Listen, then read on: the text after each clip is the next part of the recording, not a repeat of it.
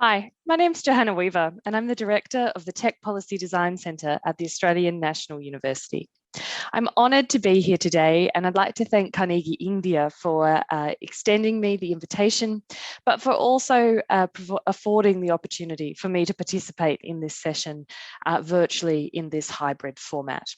I'm really honoured to participate in this Global Tech Summit. I think it is the subjects and the issues on the agenda are some of the most pressing issues of our times.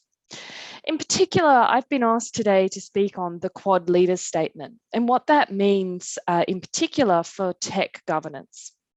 So of course, when I'm asked a question like this, the first thing that I do is go and have a look at what that Quad Leaders Statement actually says.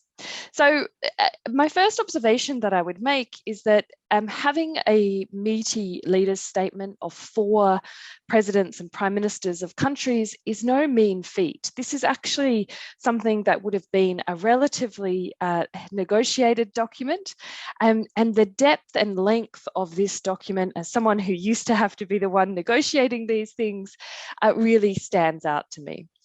In particular, in our space, in the cyber and tech space, there are 2 things that jumped out. The first, of course, is the provisions that have been referred to in the session overview about cybersecurity threats, enhancing cooperation to protect critical infrastructure, and enhance cyber resilience. It is significant that the leaders of India, the US, Japan, and Australia have made a commitment to enhance cooperation at that level on these issues.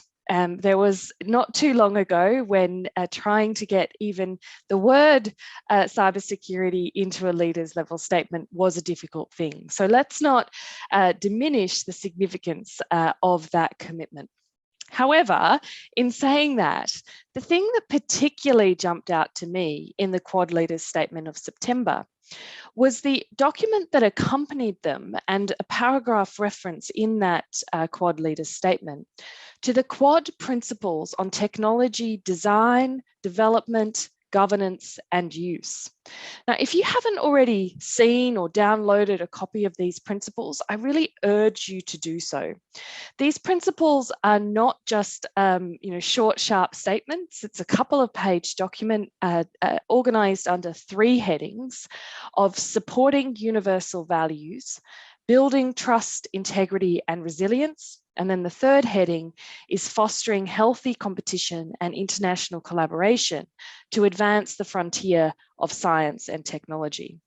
Now, under each one of those headings, there is 4 or 5, sometimes 6 dot points that further extrapolate those high-level principles.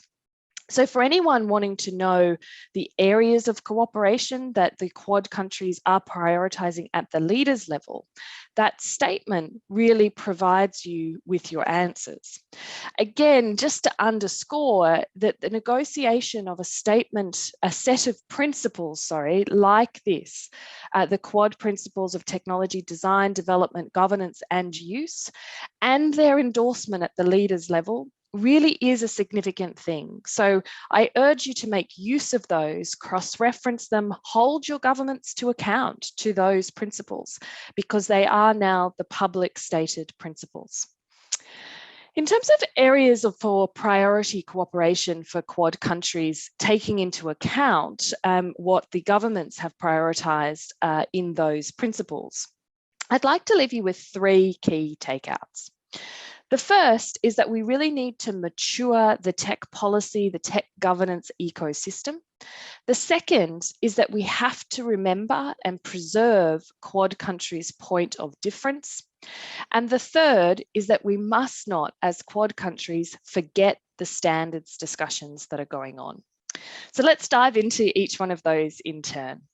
In terms of maturing the tech ecosystem, this is something that is a particular passion of mine. It's actually the motivation behind me leaving government a few months ago and establishing the Tech Policy Design Centre at the Australian National University.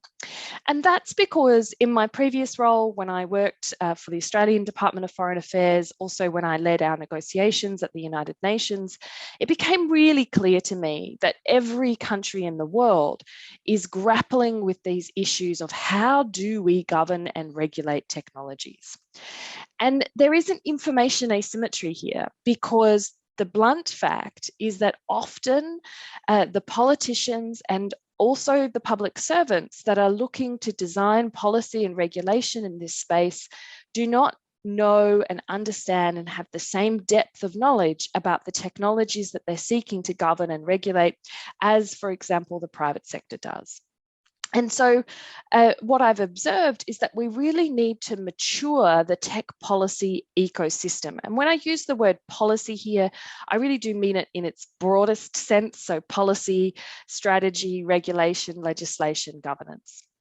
So we actually need to build the level of expertise and knowledge so that our politicians, our public servants, a vibrant civil society that can hold government and public servants to account, and also so that we can have some contestability in engagement with industry, that we are not solely dependent on industry, but also so that when industry is speaking, we can have independent verification. And in many instances, industry is acting with society's best interest at heart, but there is a sense of trust and dissatisfaction, and we need to address that.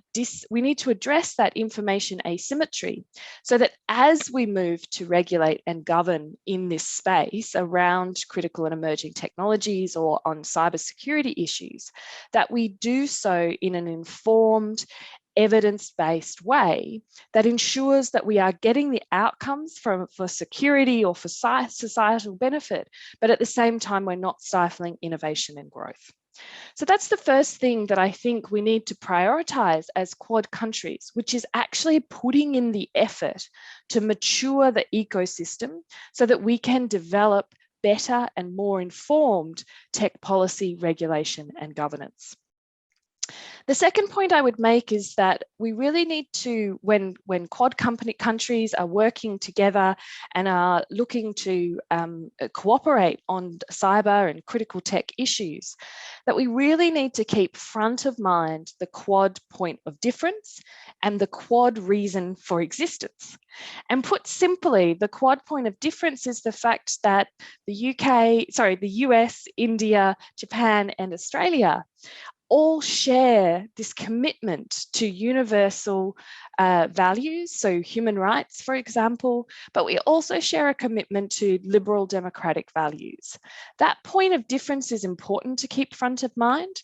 And also, we need to keep in mind the motivation for establishment of the Quad, and that is that there are countries that are developing technologies who have interests that are inimical to our own, and Quad countries are concerned about what that will mean for our societies and for the broader international environment.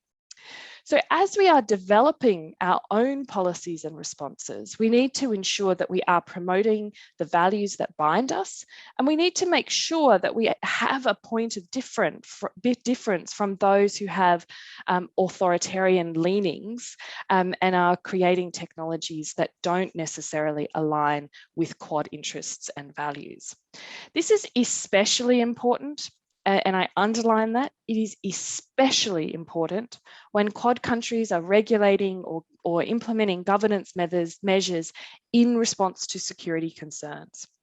When we do this, we must do so in a nuanced manner that allows us to remember that our point of difference from those countries that we are looking to secure technology from, for example. So that would be my second point. We really need to keep in front of mind our point of difference, preserve, promote, and protect that, especially when we are implementing policies with respect to security. It's possible to do that quite easily by building in transparency and accountability into those policies. So it's not something that is unattainable, but we must make sure we keep that transparency and accountability front of mind. The final and third point that I would make is around the standards. Now, I often say this, and it is a gross simplification, and it is slightly in jest. But if you control the tech standards, you control the tech. And if you control the tech, you're well on your way to controlling the world, given the amount of interdependence between technology and our everyday lives. So the tech standards, to put it in a more technical way, when we set tech standards, they shape the technology. They shape whether or not that technology allows for accountability and transparency.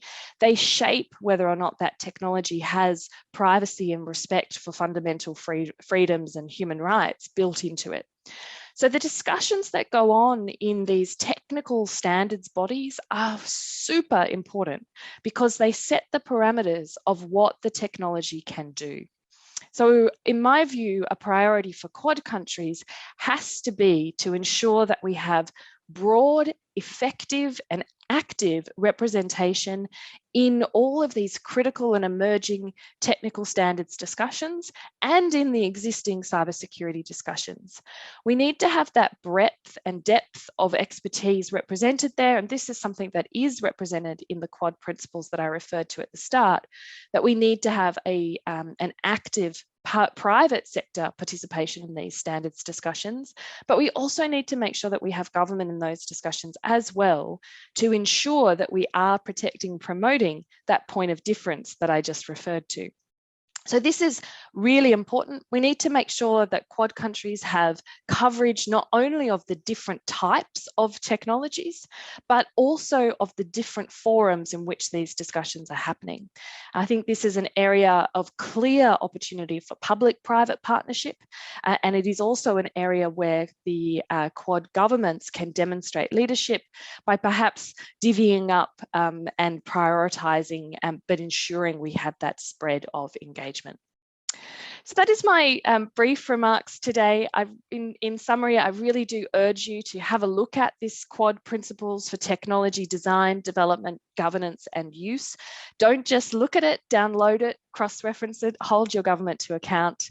And then the 3 points that I'd like you to take out in terms of priority is we need to mature the tech policy ecosystem more broadly. We need to keep Quad points of difference front of mind when we're engaging in tech governance. And we also need to make sure that we don't forget the technical standards. This has just been a really brief discussion. If you'd like to know more, please do follow us at Tech Policy Design on Twitter. We're also on the cusp of launching a new podcast called Talking Tech Policy. It will be launched in the coming days. This is mid-December, and it will be available on your favourite podcast platform. So please do reach out and get in touch. And thank you again to Carnegie India for providing me with the opportunity to speak today. Best of luck with the rest of the conference.